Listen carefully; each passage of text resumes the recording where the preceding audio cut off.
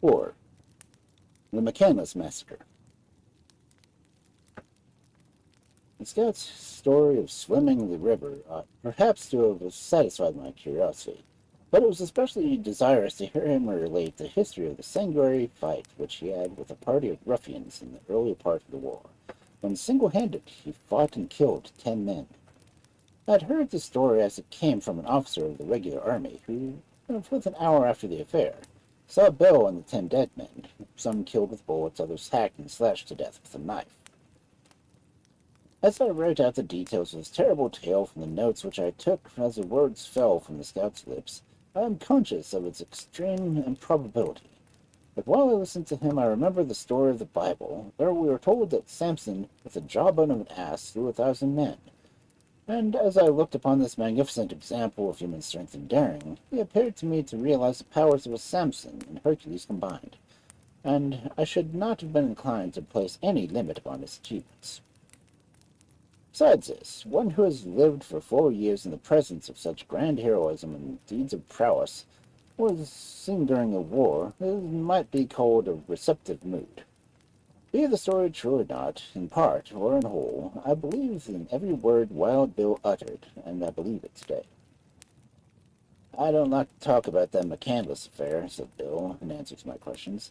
"It gives me a queer shiver whenever I think of it, and sometimes I dream about it and wake up in a cold sweat.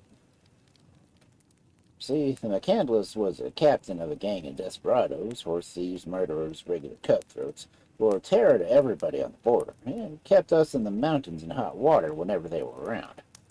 I knew them from all in the mountains, where they were pretended to be trapping, but they were hiding out from hangmen. McCandless was the biggest scoundrel and bully of them all, and was always bragging about what he could do. One day I beat him shooting at a mark, and then he threw him out of a back bowl. And I didn't drop him as soft as you would a baby, you may be sure. Well, he got savage mad about it and swore he would have his revenge on me at some time.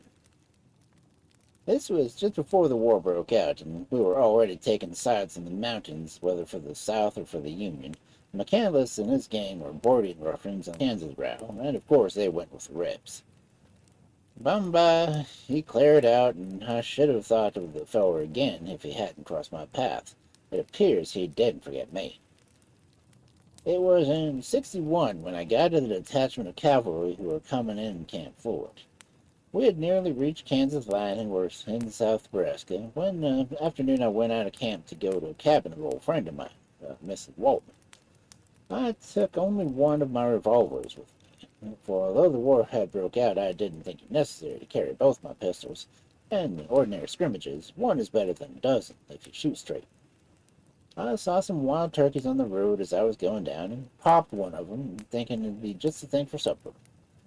Well, I rode up to Mrs. Waltman's, jumped off my horse, and went into the cabin, which is almost like 2 cabins on the prairie, with most of one room, and that had 2 doors, an open in the front and the other in the big ark, you know. "How are you, Mrs. Waltman?" I said, feeling as jolly as you please.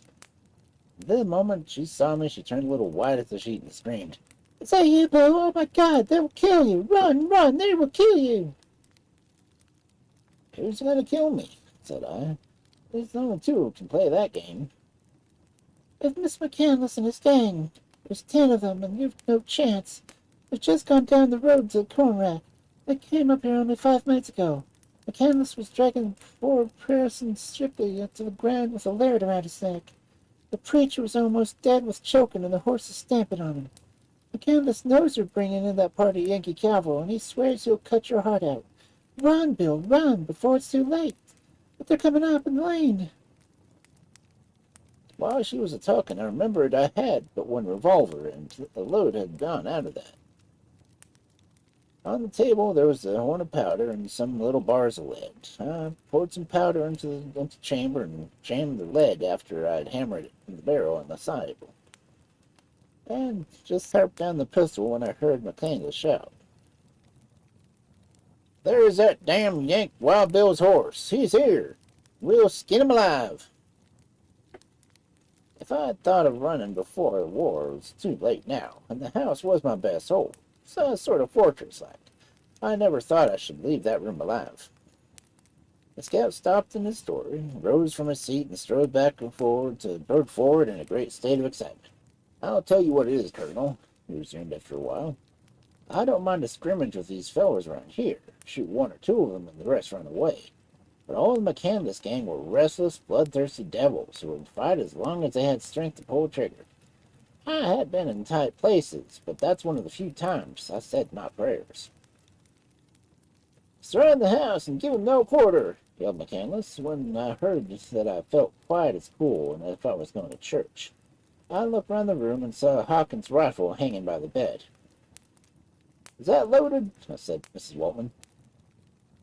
"Yes," the poor thing whispered. She was so frightened she couldn't speak out. "Yes," the poor thing whispered. She was so frightened she couldn't speak out loud. "Are you sure?" I said, as I jumped to the bed and caught it from the hooks. Although my eye didn't leave the door, yet I could see she nodded yes again. I put the revolver on the bed, and just then McCandless poked his head inside the door. He jumped back when he saw me with a rifle in my hand. "Come in here, you cowardly dog!" I shouted. "Come in here and fight me!"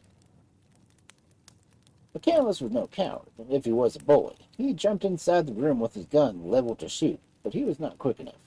My rifle ball went through his heart. He fell back outside the house, where he was found afterward holding tight to this rifle, which he had fallen over his head. His disappearance was followed by a yell from his gang, and then there was a dead silence. I put down the rifle and took the revolver. I said to myself, "Only 6 shots and 9 men to kill. Save your powder, Bill, for death hugs a coming." "I don't know why it was, Colonel," continued Bill, looking at me inquiringly. "But at that moment things seemed clear and sharp. I could think strong. There were a few seconds before that awful stillness, and then the ruffians came rushing in at both doors. How wild they looked in their red, drunken faces and flamed eyes, shouting and cussing, but I never aimed more deliberately in my life. 1, 2, 3, 4, all 4 men fell dead. That didn't stop the rest. 2 of them fired their bird guns at me, and I felt the sting run through me. The room was full of smoke. 2 got in close to me, their eyes glaring out of the clouds. 1 I knocked down with my fists. "You're out of the way for a while," I thought, and the second one I shot dead. The other 3 clutched me and crowded me into the bed, and I fought hard. I broke with my hand the man's arm, and had his fingers round my throat. Before I could get to my feet, I struck across the breast with the stock of a rifle, and I felt the blood gushing out of my nose and mouth. Then I got ugly, and I remembered that I had an old knife, and I remember that I got hold of a knife, and then it was all clouded like, and I was wild, and I struck savage blows, following the devils up from one side to the other side of the room, and into the corners, striking and slashing until I knew everyone was dead. All of a sudden, it seemed as if my heart was on fire. I was bleeding from everywhere. I rushed out to the well and drank from the bucket, and then tumbled down in a faint. Breathless with intense interest, which I had followed this strange story, and all the more thrilling, weird in its hero, seeming to live over again the bloody events of the day, gave way to its terrible spirit with wild, savage gestures. I saw then that my scrutiny of the morning had failed to discover the trigger which lay concealed beneath that gentle exterior. "You must have been hurt almost to death," I said. "There were 11 buckshot in me. I carry some of them now. I was cut in 13 places, all of them bad enough to let out a little laugh of a man. That blessed old Dr. Mills pulled me safe through it after a bed siege of many a long week." "That prayer of yours, Bill, must have been more potent than your safety you thought of. You should thank God for your deliverance." "I tell you the truth, Colonel," responded the scout with a certain solemnity in his grave face. "I don't talk much about things to the people around here, but I always feel sort of thankful when I get out of bed and straight." "In all your wild, perilous adventures," I asked him, "did you ever have to be afraid? You know what that sensation is. I'm sure you will not understand the question, for I take it the soldiers comprehend justly that there is no higher courage than that which allows themselves to conscience of dangers keen with a moral strength overcomes the weakness of the body." "I think I know what you mean." So, and I'm not ashamed to say that I have been so frightened that it appeared as if all my strength and blood had gone out of my body, and my face was as white as chalk. It was a Wilmot Creek fight. I'd fired more than 50 cartridges, and I think I fetched every man every time. It was on a skirmish line, and was working up close to the Rebs, when all of a sudden the battery opened fire right in front of me, and it sounded as if 40,000 guns were fired. But every shot and shell screeched within 6 inches of my head. It was the first time I was ever under artillery fire, and I was so frightened that I couldn't move for a minute or so. And when I got back to the boys and asked if I had seen a ghost, they had many bullet shots at me in dozens, and it's rather exciting if I can shoot back, but I'm always sort of nervous when the big guns go off. I'd like to see you shoot. Would you? Replied the scout, drawing his revolver and approaching the window.